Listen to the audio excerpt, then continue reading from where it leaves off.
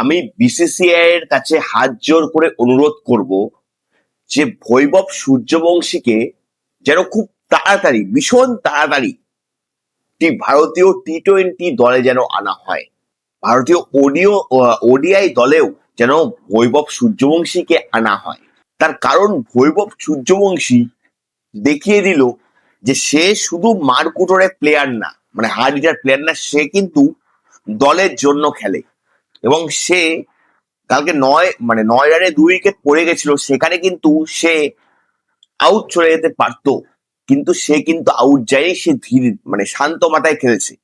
শান্ত মাথায় খেলেও সে 47 বলে 96 রান করেছে, যেখানে জয়সওয়াল, ধ্রুব জুয়েল এরা দুজনই 1 রানে মানে সিঙ্গেল স্কোর রান করেছে, সিঙ্গেল ডিজিট স্কোর রান করেছে। সেখানে বৈভব সূর্যবংশী 47 বলে 96 রান করেছে, একটা 15-16 বছরের একটা বাচ্চা, মানে ভাবার বাইরে। কালকে রাজস্থান ম্যাচটা হেরে গেছে, দেখো রাজস্থানের ম্যাচ আমি কোনোদিনও তেমন দেখি না, বৈভব সূর্যবংশীর জন্যই কিন্তু দেখি।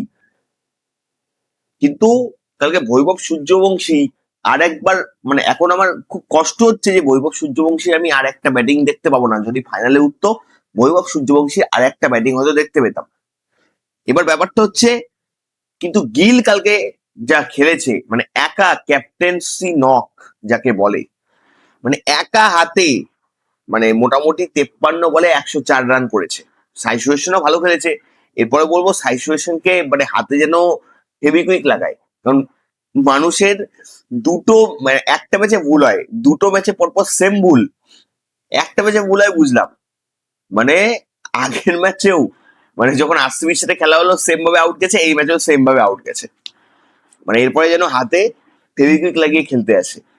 যাই হোক, তো সাই সুদর্শনও কিন্তু ভালো খেলেছে। মানে সাই সুদর্শন যদি ওইভাবে আউট না যেত, আমার তো মনে হয় 1 উইকেটও পড়তো না, মানে গুজরাট টাইটান্স এর 1 উইকেটও পড়তো না। মানে আমার কালকে মনেই হয়নি যে গুজরাট টাইটান্স এর উইকেট নেওয়ার জন্য রাজস্থান রয়্যালস এর বলাররা বল করছে, বলছে এমনি বল করছে 4-6 খাওয়ার জন্য। ঠিক আছে, যাই হোক, শুভমান গিল কালকে একা ক্যাপ্টেন্সি নক খেলেছে, মানে এরকম ক্যাপ্টেন্সি নক যে কোয়ালিফায়ার মতো একটা বড় প্ল্যাটফর্মে যে খেলেছে, এটা অনেক বিষয়, মানে বিশাল বড় বিষয়। তার কারণ শুভমান গিল কিন্তু আরসিবির সাথে যে ম্যাচটা হয়েছিল সেটা কিন্তু আউট চলে গেছিল। আমি ভাবলাম মানে ফর্ম টম নেই, মানে আজকে মনে আউট যাবে, কিন্তু শুভমান গিল দেখে দিল যে সে কেমন ক্লাস প্লেয়ার।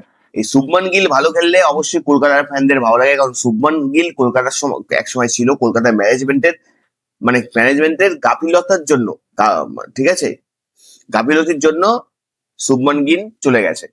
কিন্তু শুভমান গিল দেখিয়ে দিয়েছে যে আমি এখন আর টুকটুক করে খেলার প্লেয়ার নই, আমি এখন স্ট্রাইক রেট বাড়িয়েও খেলতে পারি।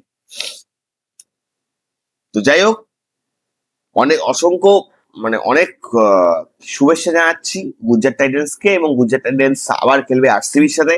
এবার হয়তো গুজরাট টাইটান্স বদলা নিবে, যে তারা যে কোয়ালিফায়ার 1-এ যে হেরে গেছিল সেটার হয়তো বদলা নিবে। কিন্তু ম্যাচের একটা বিষয় তোমরা লক্ষ্য করেছো যে রিয়ান পারাক বৈভব সূর্যবংশীকে, মানে বৈভব সূর্যবংশীর উপর রেগে গেছে, তাকে কথা শোনাচ্ছে। মানে সে 47 বা 96 রান করেছে, কেন সে পেশেন্স রেখে আরো অনেকক্ষণ থাকতে পারেনি ক্রিজে, সেই জন্য রিয়ান পারাক বৈভব সূর্যবংশীর কথা শোনাচ্ছে। আরে ভাই রিয়ান পারাক, তুমি নিজে কি করছো? শুভমান গিল তো একটা ক্যাপ্টেন্সি লক খেয়েছে, তুমি কি করেছো? 6 বলে 11 রান করেছো এরকম একটা কোয়ালিফায়ার 2-এ ম্যাচে, মানে আবার বড় বড় কথা বলছো, নিজে 2টা ওভার টিকতে পারো না, না ক্যাপ্টেন ভালো করতে পারো, না ব্যাটিং ঠিকঠাক ব্যাটিং এ তোমার ফর্ম থাকে, না বোলিং তো ছেড়ে দাও, বোলিং তো কি যে করো, বোলিং তো করোও নি এবার, ফিল্ডিংও করতে পারো না। আবার তুমি একজনকে বলছো, তোমার তার কাছ থেকে শেখা উচিত যে কেমন করে ইনিংসটাকে গড়তে হয়, কেমন করে টিকে থাকতে হয়। আর তুমি 2টো ওভারে বেশি তো খেলতে পারো না, একটা 4 মারো, একটা 6 মারো, ব্যাস আউট চলে যাও, আবার অন্যকে বকা দিচ্ছ। তুমি ফাইনালে যাওনি, আমি খুব খুশি হয়েছি, কিন্তু বৈভব সূর্যবংশীর জন্য আমার খারাপ লাগছে যে তার আরেকটা ব্যাটিং আমরা মিস করলাম। যাই হোক, ফাইনালে আজকে চলে গেল গুজরাট টাইটান্স। তোমাদের কি মনে হচ্ছে যে কে জিতবে ফাইনাল, রাজস্থান রয়্যালস নাকি রয়্যাল চ্যালেঞ্জার্স ব্যাঙ্গালোর? কে জিতবে? দুজনেই তো রয়্যালস, কোন রয়্যালস জিতবে তোমাদের মনে হয়? অবশ্যই কমেন্ট বক্সে কমেন্ট করে জানাও।